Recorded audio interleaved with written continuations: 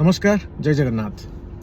बहुत खुशी लगुच जे मो एरिया मो ओडिशा रु यंग पिला माने जेनजी माने तांकर इंटरेस्ट बहुत किसी भल भल टॉपिक उपरे खाली रिलीजन उपर नुहे। जमती किछि दिन पूर्व जने ओडिया भाई सान भाई पठेतिले मो बस आम बस उपर वीडियो करिया पई।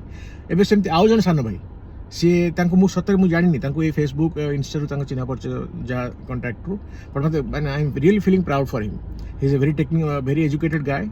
20-22 वर्ष हे बीटेक पढ़ुं माइनिंग कॉलेज रे कोठी ओडिशा रे गवर्नमेंट माइनिंग कॉलेज रे।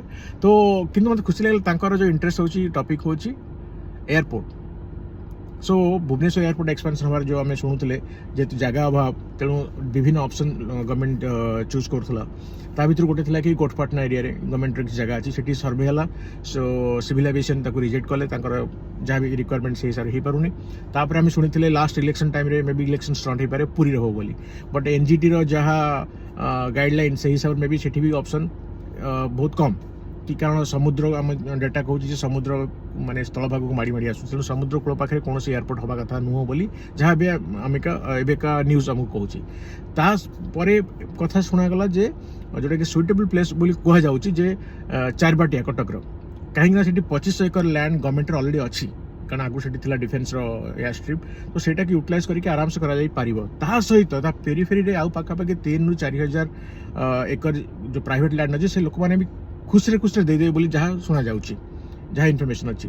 किंतु कथा हूँ सेठी आम जो कहते ओडिया मानकर कंकड़ा प्रकृति से गोड़ टणाटणी नीति से हो पारना।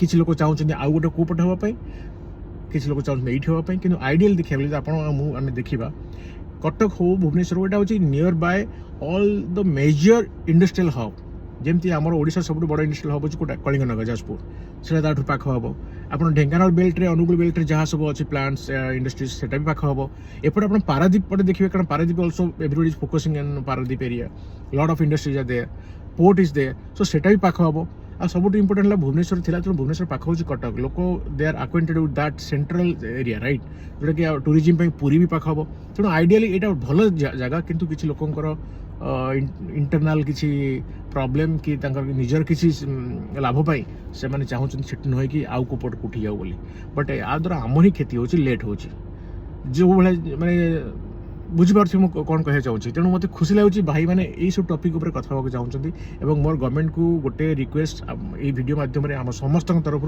डेरी नक सेटा सुइटेबल जगह से एयरपोर्टर एक्सपेंशन काम आरंभ करूँ। नमस्कार जय जगन्नाथ। वंदे उत्कल जननी।